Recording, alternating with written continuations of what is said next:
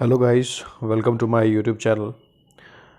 तो आज के इस वीडियो में हम लोग इलेक्ट्रिक पोटेंशियल एंड कैपेसिटेंस के चैप्टर को उठा रहे हैं और इसके हम लोग कुछ क्वेश्चंस देखेंगे जो कि इम्पॉर्टेंट है आपके लिए। कुछ फॉर्मूले देखेंगे, कुछ कॉन्सेप्ट्स देखेंगे। तो होप कि आप इस वीडियो को एंजॉय करो और आप साथ में एक नोटबुक ले लो जिसमें आप नोट करते चलना, ठीक है।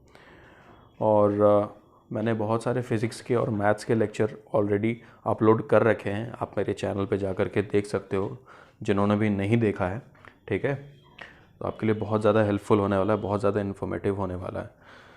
तो चलिए हम लोग स्टार्ट करते हैं इस वीडियो को। तो सबसे पहला क्वेश्चन हमारे पास है,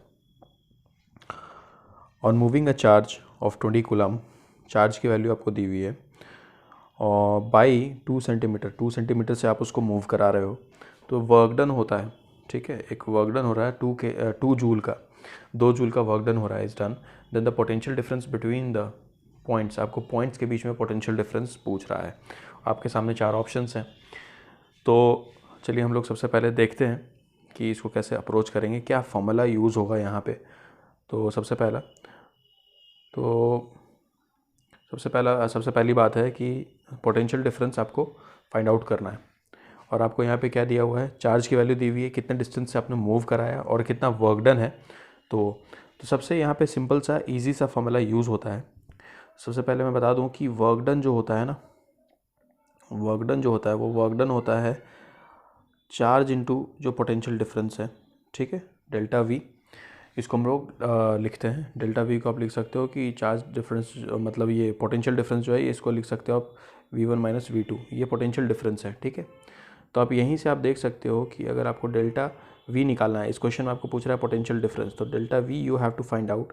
तो delta V will be equal to what, work done per unit charge, ठीक है। Work done per unit charge, आपको यहाँ पे वर्क डन दिया हुआ है 2 जूल और आपको चार्ज की वैल्यू दी हुई है 20 कूलम्ब, ठीक है। जब इसको आप सॉल्व करोगे तो you will get the answer as 0.1 volt.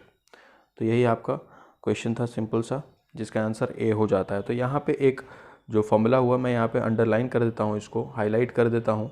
जैसे ये वाला एक फॉर्मूला है कि work done is equal to हो जाता है potential difference into that charge. Potential difference निकालना था, so that will be equal to work done per unit charge, और वर्क डन डिवाइडेड बाय जो चार्ज है आपकी, जो वैल्यू दी हुई है वहाँ से आप इजीली निकाल सकते हो। हमारा आंसर आ गया 0.1 वोल्ट।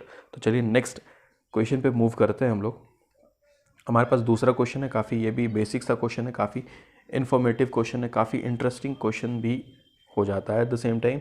तो ये है थिन स्फेरिकल कंडक्टिंग शेल, ठीक है। इलेक्ट्रोस्टैट्स के मैंने चैप्टर में आपको कंडक्टिंग शेल पे भी क्वेश्चन कराए थे, ठीक है। स्फेरिकल कंडक्टिंग शेल पे कराया था, और एक मेटालिक चार्ज स्फेयर का भी आपको मैंने बताया था कि वहाँ पे दोनों में इलेक्ट्रिक फील्ड में कैसे वेरिएशन हो जाता है inside the surface and outside the surface both. तो यहाँ पे हम लोग देखेंगे, उसी कॉन्सेप्ट को हल्का सा अप्लाई करेंगे। तो हमारे पास यहाँ पे जो दिया हुआ है वो कंडक्टिंग शेल दिया हुआ है, ठीक है, जिसका रेडियस r है और उसके अंदर चार्ज q है, ठीक है। उसके अंदर चार्ज नहीं है। अब देख सकते हो आप यहाँ पे, क्योंकि ये थिन स्फेरिकल कंडक्टिंग शेल है, तो चार्ज कहाँ पे रिजाइड कर रहा होगा, चार्ज कहाँ पे होगा, इसके सरफेस पे। तो वही जो स्मॉल q है वो सरफेस पे। अब आगे चल के आप देखोगे कि जो एक कैपिटल Q चार्ज जो है वो सेंटर पे रखा हुआ है शेल के, ठीक है। तो इलेक्ट्रोस्टैटिक पोटेंशियल आपको पॉइंट P पे बताना है, जो कि डिस्टेंस r/2 पे है फ्रॉम द सेंटर। तो काफ़ी बेसिक सा क्वेश्चन है, काफ़ी इंटरेस्टिंग क्वेश्चन भी है। तो हम लोग देखते हैं यहाँ पे, जब हम लोग इसको बनाएंगे, एक शेल हम लोग बना लेते हैं और इसके बीच में जो है कैपिटल Q चार्ज रखा हुआ है और इसके सरफेस पे जो है आपका स्मॉल q चार्ज आ जाता है, ठीक है। और तो वही चीज़ अब देखो, क्योंकि ये एक शेल है, तो शेल के इनसाइड में अगर मैं बताऊंगा कि इनसाइड पॉइंट में क्या हो जाएगा, आपका इलेक्ट्रिक फील्ड ज़ीरो हो जाएगा, ठीक है। इनसाइड पॉइंट आपका इलेक्ट्रिक फील्ड ज़ीरो हो जाएगा, किसके वजह से जो स्मॉल q है उसके वजह से इनसाइड वाला आपका ज़ीरो हो जाएगा, ठीक है। तो सिंपली इनसाइड इसके वजह से ज़ीरो हो जाएगा। तो हम लोग जो v पोटेंशियल स्मॉल q के वजह से जो निकालेंगे, तो आपका ये कांस्टेंट होगा, ठीक है। अब सर आपने ये कैसे बोल दिया है, क्योंकि इनसाइड में जो स्मॉल q के वजह से जो है वो इलेक्ट्रिक फील्ड आपका ज़ीरो है। तो आपने बोल दिया सर स्मॉल क्यू के वजह से कांस्टेंट कैसे है, तो देखो कांस्टेंट इसीलिए है क्योंकि एक रिलेशन होता है फील्ड में और पोटेंशियल में। तो वो रिलेशन मैं आपको बता दूं क्या होता है रिलेशन। तो वो ये रिलेशन होता है, वो रिलेशन है field, electric field E is equal to minus of dV/dr। ठीक है, dr आपका डायरेक्शन हो गया, और माइनस साइन इसलिए लगा क्योंकि जो फील्ड लाइन से आपके हायर पोटेंशियल से लोअर पोटेंशियल की तरफ होगा, इसलिए नेगेटिव साइन यहाँ पे दिखा रहा है, मतलब डिक्रीजिंग पोटेंशियल के डायरेक्शन में आपका इलेक्ट्रिक फील्ड का डायरेक्शन होगा। तो आप यहाँ पे देख सकते हो, ये चीज़ कंक्लूड आप कर सकते हो खुद से कि आपका ये अगर माइनस dV/dr है, अगर ये ज़ीरो होता है तो आप यहाँ से क्या देख सकते हो, v विल बी, इसका मतलब है ये है कांस्टेंट है v आपका हो जाएगा कांस्टेंट। तो अब हम लोग आगे बढ़ सकते हैं। तो v कांस्टेंट होगा और इसकी वैल्यू क्या होगी, इसकी वैल्यू हो जाएगी जो सरफेस पे वैल्यू होगा आपका पोटेंशियल का, वही हो जाएगा सिंपली। तो यहाँ पे हम लोग लिख सकते हैं सरफेस पे इसका हो जाएगा सिंपली, सरफेस पे मान लेते हैं उसका v1 है, तो v1 will be equal to हो जाता है सरफेस पे kq/r जो उसका रेडियस हो गया। और इनसाइड की अगर हम बात करें, इनसाइड की v2 हम लोग लिखते हैं कैपिटल Q के वजह से, so that will be equal to kq, और पॉइंट P का डिस्टेंस कितना है सेंटर से r/2 है, तो इसको लिख लेंगे और ये हो जाएगा आपका कितना 2kq/r। ठीक है, तो आपका कितना हो जाएगा पॉइंट P पे हो जाएगा आपका Vp हो जाएगा आपका v1 प्लस v2 समीशन, आप दोनों वैल्यूज़ आप यहाँ पे पुट कर लो। तो आपने यहाँ पे जो भी कॉन्सेप्ट सीखा है, ठीक है, आप उसको नोट डाउन करके चलो, बहुत ही इंपॉर्टेंट है, बहुत ही इंपॉर्टेंट है कि ये चीज़ आपने देखा, इसको आप लिख लो और ये चीज़ यहाँ पे हमारा आंसर हो जाता है। और ये वैल्यूज़ भी आप याद कर लो, ये वैल्यूज़ भी आप नोट डाउन करके चलो। याद करने की ऐसा कुछ खास ज़रूरत है नहीं, आपको मैं वीडियोस जो लाता हूँ फॉलो करो, क्वेश्चंस को आप नोट डाउन करो। आप जब क्वेश्चंस करते हो ना तो फॉर्मूले आपको इजीली याद होते हैं। ठीक है, ये बेनिफिट होता है क्वेश्चंस करने का। अब नेक्स्ट क्वेश्चन हम लोग देखते हैं। तो अगला क्वेश्चन हमारे पास है, बहुत ही ईजी सा क्वेश्चन है, बेसिक सा, कि कैपेसिटेंस आपको फैराड में निकालना है एक स्फेरिकल कंडक्टर का जिसका रेडियस आपको 1 मीटर दिया हुआ है, तो वो कितना होगा। फैराड में है, फैराड में ऑलरेडी यहाँ लिख दिया है, ये फैराड में आपको फाइंड आउट करना है। ठीक है, तो इसको कैसे हम लोग अप्रोच करेंगे, इसके लिए एक बेसिक सा फॉर्मूला होता है, फॉर्मूला यहाँ पे एक यूज़ होता है बेसिक सा, वो फॉर्मूला होता है C capacitance is equal to 4πε0 into R। ठीक है, R जो है स्मॉल r, वो कंडक्टर का रेडियस है। ठीक है, तो इसको नोट कर लीजिएगा, ये भी इम्पोर्टेंट क्वेश्चन है। ठीक है, ये भी इम्पोर्टेंट फॉर्मूला है आपका। तो यहाँ पे ये जो हो जाता है k की वैल्यू हम लोग जानते हैं कितनी होती है, 1/4πε0 होता है। ठीक है, ये वही चीज़ यहाँ ली गई जिसकी वैल्यू होती है 9 × 10⁹ न्यूटन मीटर स्क्वायर पर कूलम्ब स्क्वायर। ठीक है, तो उसी के वैल्यूज़ को हम लोग को पुट कर देना है यहाँ पे। तो कैपेसिटेंस की वैल्यू हम लोग यहाँ पे लिख देंगे, क्या हो जाएगा, C will be equal to, और आपको रेडियस दिया हुआ है 1 मीटर, और आपका ये ये आपका 4πε0 की वैल्यू हो जाएगी 9 × 10⁹ न्यूटन मीटर स्क्वायर पर कूलम्ब स्क्वायर। तो ये हो जाएगा C की वैल्यू 1.1 × 10⁻10 फराड। ये आपका आंसर हो गया। तो इसको नोट डाउन करके आप चलो, अगले क्वेश्चन पे हम लोग मूव करते हैं। अगला क्वेश्चन हमारा है 2 points P and Q are maintained at the potentials of 10 volt. 2 point का आपको पोटेंशियल दिया हुआ है respectively, work done in moving 100 electrons from P and Q। तो बहुत ही बेसिक सा क्वेश्चन, बहुत ही ईजी सा क्वेश्चन।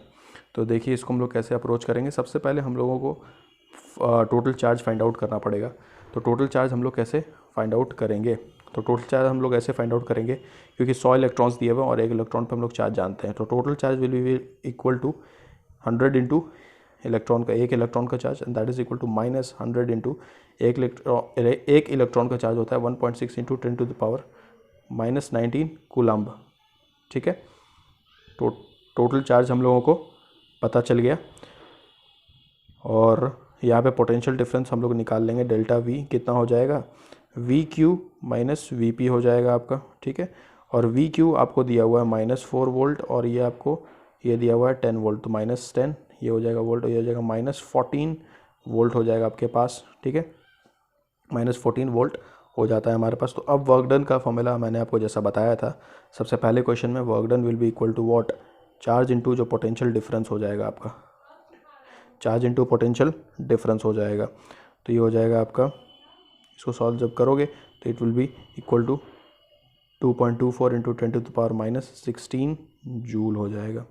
आपको चार्ज की वैल्यू ये है और पोटेंशियल डिफरेंस की वैल्यू ये है, तो वर्क डन आपका निकल जाएगा, ठीक है।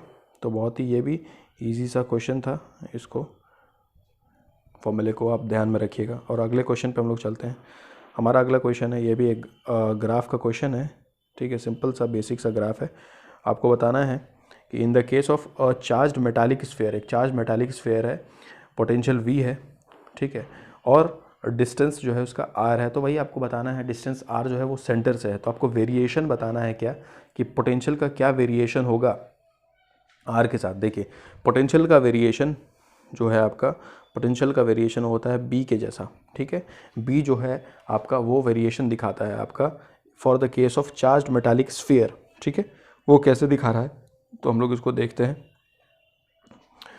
ये इसलिए ऐसा है क्योंकि मैंने आपको जस्ट अभी बताया था पहले वाले क्वेश्चन में, ठीक है, कि जो चार्ज्ड मेटालिक स्फीयर है उसके चार्ज कहाँ पे होंगे, चार्ज जो है आपका ये चार्ज मेटालिक स्फीयर है, तो ये पूरे इसके पूरे कंडक्टर में इनसाइड आउटसाइड, ठीक है, इनसाइड में जो मतलब इसके पूरे स्फीयर में आपका चार्ज जो है, इस मैंने आपको बताया कि चार्ज मेटालिक स्फीयर के केस में पूरा चार्ज इसमें डिस्ट्रीब्यूटेड होगा पूरे स्फीयर में, डिस्ट्रीब्यूटेड होगा आपके पूरे स्फीयर में, ठीक है।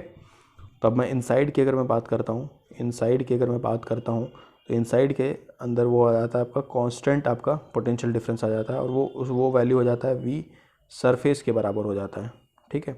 तो ये एक कांस्टेंट वैल्यू होगी, तो ये कांस्टेंट वैल्यू होगी, तो इसीलिए जो पहला ग्राफ का वेरिएशन यहाँ पे आप देख रहे हो ये कांस्टेंट चल रहा है, ठीक है, कांस्टेंट चल रहा है। अब देखो आउटसाइड की वैल्यू अगर मैं बताऊँ कि आउटसाइड में कितना होगा, तो आउटसाइड में हम लोग ये एक क्या है आपका जो पूरा स्फीयर है एक चार्ज की तरह बिहेव करेगा, तो इसको हम लोग मान लेते हैं टोटल चार्ज q है, और डिस्टेंस आपका यहाँ से सेंटर से हो जाता है मान लो r पे। तो आप यहाँ देख सकते हो कि इन्वर्स वेरिएशन है, यहाँ पे वी आउट का जो वेरिएशन है इन्वर्स वेरिएशन है, ठीक है।